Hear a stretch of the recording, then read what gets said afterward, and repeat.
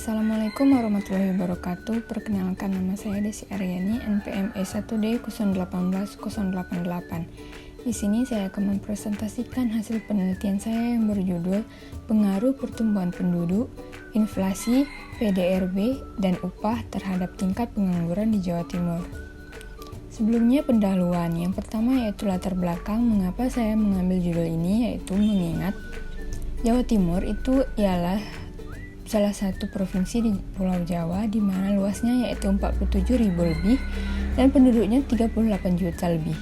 Nah, saat ini Jawa Timur itu merupakan wilayah dengan penduduk terbanyak kedua setelah Jawa Barat.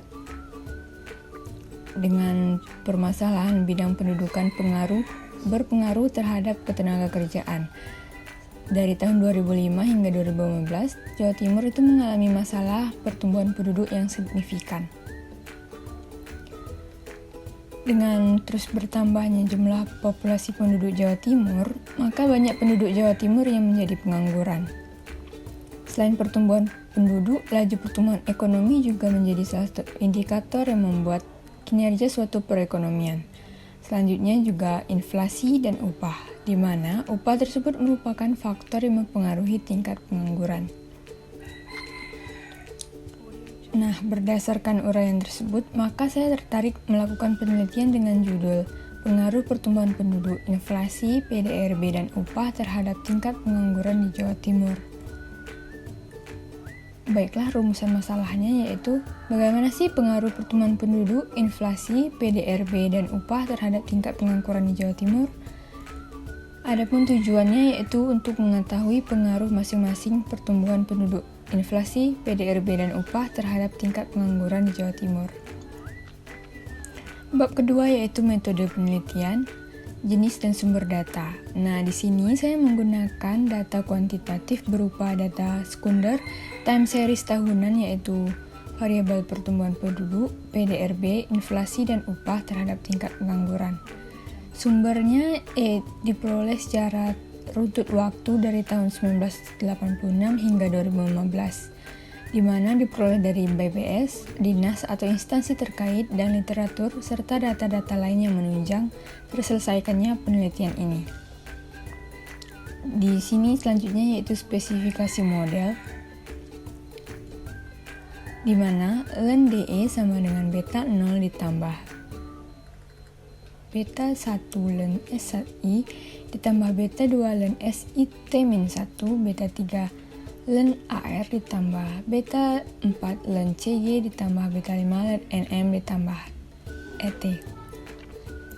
Keterangannya di mana yaitu DE sama dengan tingkat pengangguran, SI inflasi, AR jumlah penduduk, CG PDRB, dan M itu sebagai upah. Di sini hasil dan pembahasan. Yang pertama, pembahasan mengenai pengaruh variabel independen terhadap variabel dependen. Di sini menunjukkan bahwa R² sama dengan 0,5019, yang artinya variabel bebas atau variabel independen mampu mempengaruhi variabel terikat atau variabel dependen yaitu tingkat pengangguran sebesar 50%, sedangkan sisanya dipengaruhi oleh variabel lain di luar model. Nah, selanjutnya kita harus mengetahui pengaruh masing-masing variabel independen terhadap variabel dependen. Hipotesisnya yaitu jika p-value kurang dari sama dengan alpha, yaitu alpanya di sini yaitu 0,05, maka tolak H0 dan terima H1 artinya berpengaruh. Begitupun sebaliknya, jika p-value besar dari sama dengan alpha, maka terima H0 dan tolak H1 artinya tidak berpengaruh. Di sini, berdasarkan nilai yang didapatkan, p-value-nya yang berpengaruh itu hanya satu, yaitu variabel PDRB, yaitu sebesar 0,001 atau kurang dari alpha. Nah, sedangkan sisanya yaitu tingkat inflasi, jumlah penduduk, dan upah menunjukkan p-value-nya besar dari alpha, artinya variabel ini tidak berpengaruh terhadap tingkat pengangguran. Menurut hasil uji heteroskedastisitas, sebelumnya kita harus mengetahui dulu apa sih heteroskedastisitas. Heteroskedastisitas ialah masalah yang terjadi karena sebaran varian dari kesalahan pengganggu adalah sama. Nah, saya mendapatkan hasil uji ini yaitu p-value sama dengan 0,005 atau kurang dari alpha yaitu 0,05. Artinya bahwa tidak ada permasalahan heteroskedastisitas pada model yang saya gunakan. Selanjutnya hasil uji autokorelasi. Kita harus mengetahui apa sih autokorelasi. Autokorelasi ialah hubungan antara kesalahan pengganggu. Di sini saya mendapatkan Durbin-Watsonnya yaitu 0,6859. Nah, berdasarkan hasil uji itu, maka nilai DW-nya kurang dari 2, yaitu 0,6859, yaitu kurang dari 2. Artinya, tidak ada permasalahan autokorelasi pada model yang digunakan.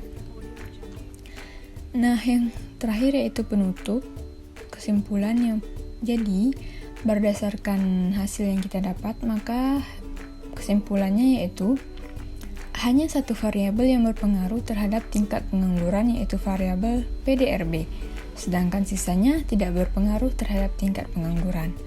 Dan dalam model yang kita gunakan tidak ada permasalahan heteroskedastisitas dan juga tidak ada permasalahan autokorelasi. Nah, mungkin ini saja yang dapat saya sampaikan. Apabila terdapat kesalahan, saya meminta maaf pada Allah, saya mohon ampun. Wabillahi taufiq wal hidayah. Wassalamualaikum.